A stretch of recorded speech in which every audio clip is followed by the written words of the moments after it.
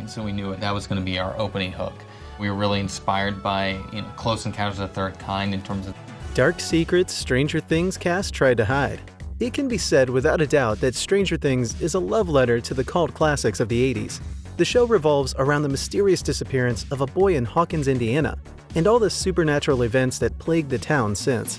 The Netflix series was a surprise hit in the summer of 2018, and since then has been a runaway success ever since. But still hidden within the show are some secrets that they don't want you to know. So today we're going to have a look at the dark secrets Stranger Things cast tried to hide. Hey everyone, and welcome back to Celeb Mania. Let's take a glimpse at some of them, and you definitely won't want to miss the number one. So make sure you stay until the end. Let's begin. Number 8. The Duffer brothers pulled a morbid prank on Noah Schnapp's mother.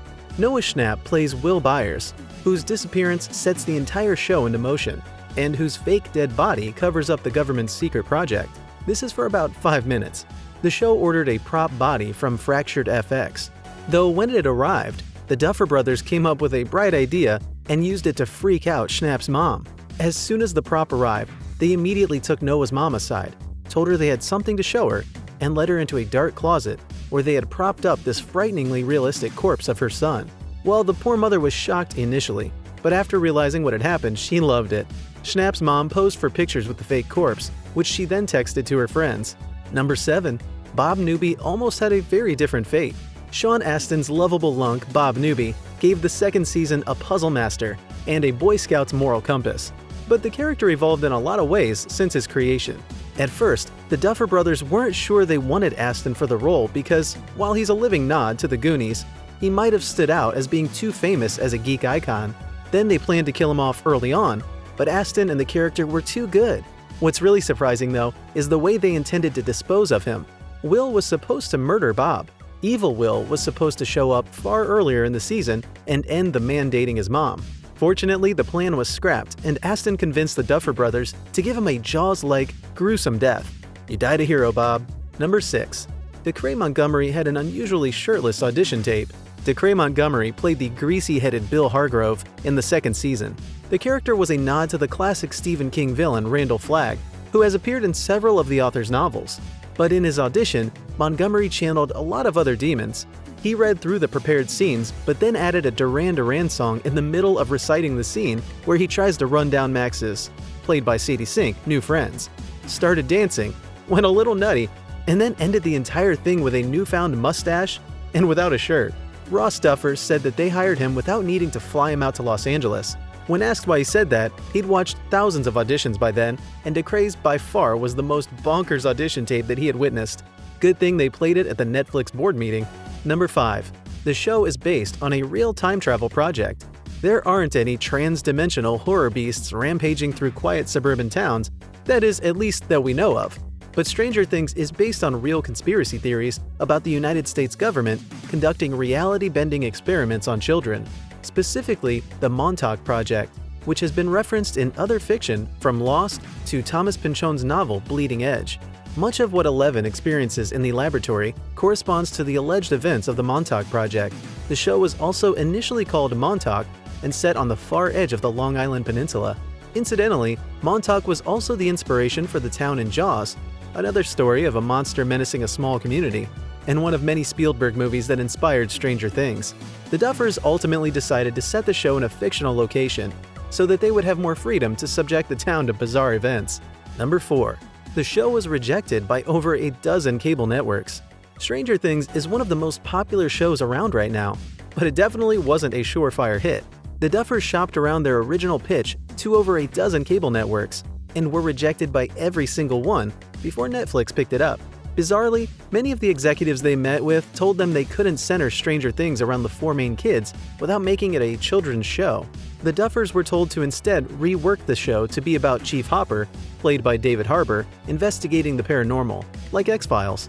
In fact, the Duffers had written a pilot script and a 20-page pitch book full of potential ideas for the series in order to shop it around to different networks. When the brothers originally pitched the show, they wanted to do it as a miniseries, but network executives wanted a traditional 22-episode season.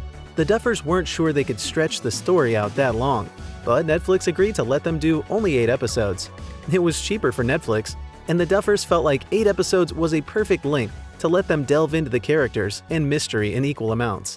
Netflix bought the show and greenlit it based entirely on their pitch materials. Before any other episodes had been written, the Duffers had to cast the various parts for the show while they were still writing the rest of the episodes. As a result, many of the actors influenced how their characters were written. In particular, the four main boys, and Matthew Modine, who plays Dr. Brenner. Number 3. To capture the 80s film look, they scanned in grainy footage from real 80s movies.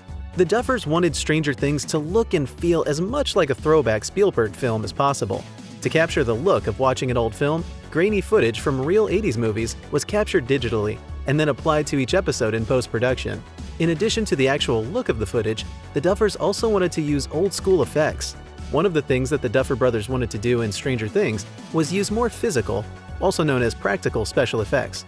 Going back to their love of movies from the 80s, the Duffers felt that computer-generated special effects weren't as effective as practical effects, and referenced J.J. Abrams' use of real props in Star Wars: The Force Awakens on how they wanted to blend real and CGI effects. They relied primarily on puppetry and practical effects for the various scenes involving the Demogorgon and the Upside Down, and used CGI as little as possible. Number 2. Steve was originally an irredeemable villain. Steve has one of the more interesting arcs in the show. In Season 1, he's a huge jerk, but by the end of Season 2, he's a full-blown hero and BFFs with Dustin. In the original concept, Steve was your typical sex-crazed bully seen in 80s movies who got his comeuppance in the end. In the Duffers' initial pilot script, Steve is an unpleasant villain who actually rapes Nancy. In the script, Steve is described as the biggest douchebag on the planet. But after casting Joe Keery and discovering that he was more likable than they intended, the Duffers reworked the entire character. Keery was such a charismatic actor that the Duffer brothers decided to build a story arc to have him go from villain to hero. The brothers also decided to throw off fan expectations by having Nancy go back to Steve instead of Jonathan Byers in the first season finale. His more villainous qualities were transferred to the violent bully Billy, played by Decray Montgomery in Season 2. Number 1. Stranger Things is popular enough to bring back New Coke. Coke is releasing a limited run of special retro-style New Coke, with a special retro commercial featuring Steve and Dustin to tie in with Season 3. New Coke was originally released in 1985, when Season 3 takes place, and the drink has already proven to be very difficult to come by. Ironically, when New Coke was originally released in the 80s, it proved to be so popular with consumers that it sparked actual public protests, as well as internal lawsuits among Coke's bottlers. Coke reintroduced Coca-Cola Classic only 3 months later, and New Coke has gone down in history as one of the biggest marketing blunders of all time. Stranger Things is so popular that this famous misfire is now a bestseller. Don't forget to subscribe to our channel and click on the notification button to get updates about our latest videos. And while you're here, go ahead and check out one of these 2 videos on your screen. We'll see you there.